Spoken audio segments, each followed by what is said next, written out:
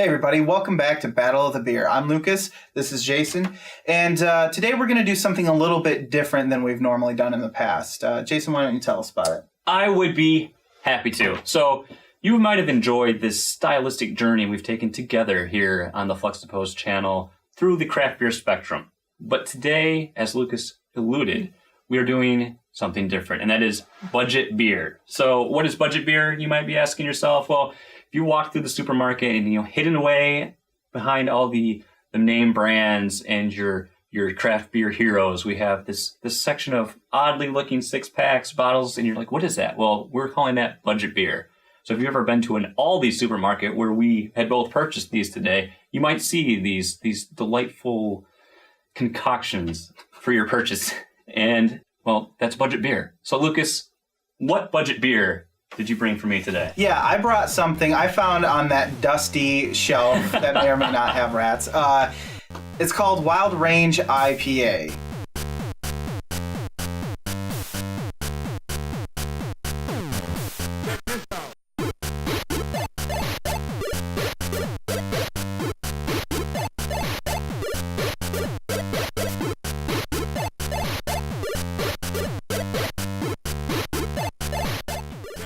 All right, let's get into this thing.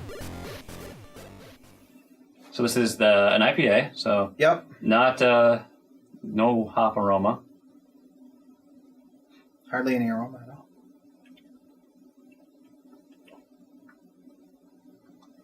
It's I would describe it as a light. My first initial impression, it's like I'm drinking a Bud Light IPA. I mean, it's very, very just muted overall. There's no floral notes of any kind.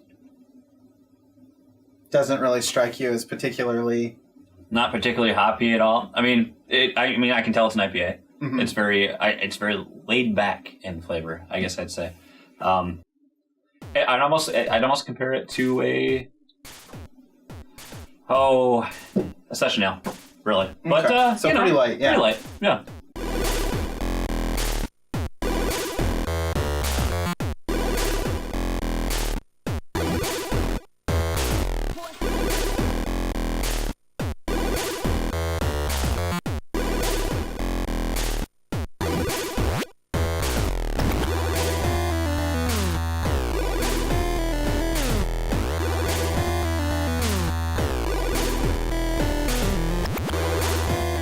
Well, I think... Are you sure you bought beer? Because this looks like apple juice to me. Well, look at my pour here. Yeah.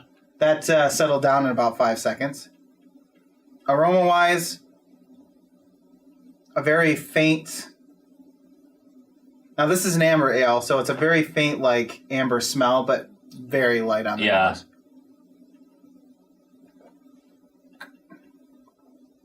Oh.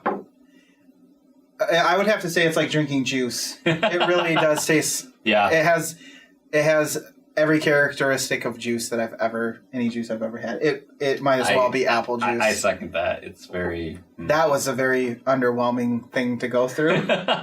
And that's why we call this First Impressions. Mm-hmm.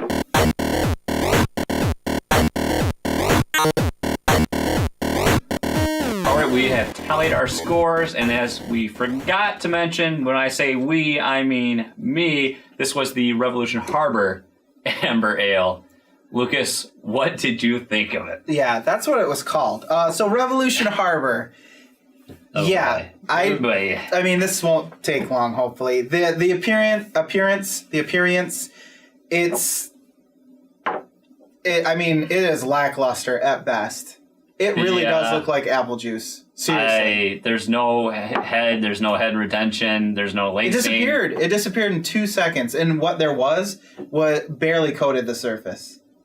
I really was surprised. I mean, I was expecting something that wasn't going to be great, but I wasn't expecting this level of awfulness. And I hate to use it as an excuse or an indicator, but again, I'm questioning shelf life of the beer. And I've seen this particular, someone else even in the store while I was there, I bought it too. So it's, again, I don't know. Somebody's buying it. Someone's buying it. I mean, I can't even, you get it to about here, and there is some funky thing going on there. It's very metallic. It's got almost this weird smell.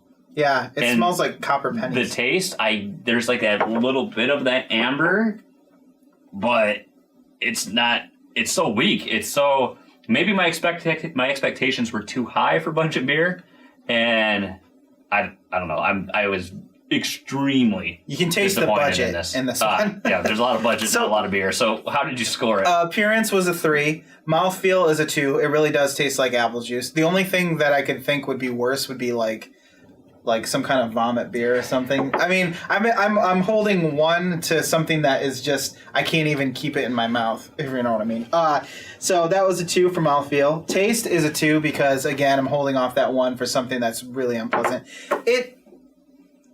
It has a taste to it that I attribute to both beer. It almost is like they took a facsimile of what they thought it was going to taste like, made it in a lab, and then injected liquid with that taste. I feel like the IPA has the same problem, but I gave it a 2, and then my overall overall satisfaction is a 1 because honestly, I wouldn't buy this ever again for any reason. No. I couldn't even say like, oh, you don't really like beer? Try this. It was... Don't do it. Amber Ale, it did a disservice to amber ales in general. So my overall score for this entire thing was a 2. Yeah, I'm 2s. To make it short, I'm 2s across the board. 2s across the board. It's don't buy it. It's lackluster. I don't want to come off as judgy or anything like that, but I mean, we're by no means we're beer snobs, but just do yourself a favor. Take our word for it. Do not buy this. Well, we have taste buds, and these offended him. So, yeah. All right, let's move on. Yeah. So, what did you think about the Wild Range IPA? I'm curious because you consider yourself kind of an IPA guy, and that's the trendy thing to do. You have to like IPAs if you like craft beer. Oh, I didn't know that. That's how it works. So, what did you think? Yeah, what did you think? I'm curious. Well, after going off of this is like light years beyond. At least I can tell this is an IPA or trying to be an IPA.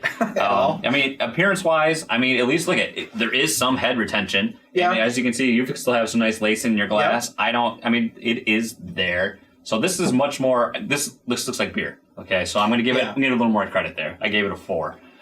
Same here. Mouthfeel, not horrible. It's got a little bit of a carbonated taste, just enough there. I'm going to just middle of the road. I gave it a 5. Oh, wow. I gave it a 3. It's a little thin for me. It is thin. Yeah. It's carbonated, though. It's That's carbonated. Nice. Taste, it's like a weak session IPA. At least there's that hop flavor there a little bit. Those grassy notes that we've talked about before. Nothing, it's not powerful by any means. It's not fantastic. It feels fake to me, though. It really does feel like artificial flavor, almost. I'm sure it's not. I doubt it can be, but something about it just tastes cheap. Yeah. It's like the difference between good cereal and off-brand cereal. So I gave it a 4, and the overall satisfaction, oddly enough, I did give it a 4. Maybe I'm being generous. Maybe I'm just going from how terrible the amber ale was. I don't know. So it gave me, I gave a 4 with an overall of a 4. Oh my goodness. 4 on it. So I would buy this again. I'd say the amber ale, never. That I probably would drink again. Yeah, this is like something I would drink if I didn't want to spend a lot of money. I wanted something that wasn't Budweiser or Coors Light or whatever. It has a decent flavor to it, but it's not going to break your bank. I gave it an overall score of 4 as well. Okay. Yeah, so it sounds like we're pretty much in exact agreement. Yeah, in unison that just buy something. Anything is better than this. Yeah. I don't think anything could get lower than this. I don't know what would be worse than this. I think I'll do a service to the community, and I will buy this again maybe in a couple months down the road just to see if this is some fluke and this is that horrible because of, age. Age is an issue. Really concerns me that there's no head. That makes me wonder that, is it old or something? Is it old? So. Yeah. So by unanimous vote, the Wild Range IPA. Wild Range IPA is the winner this week. Is the winner of the Aldi budget beer. Now, there were some other selections there, too, so... Yeah, maybe we'll have to do another one down the road. We'll see. You'll have to tune in to this channel and the Flux Post Network in whole for that exciting journey.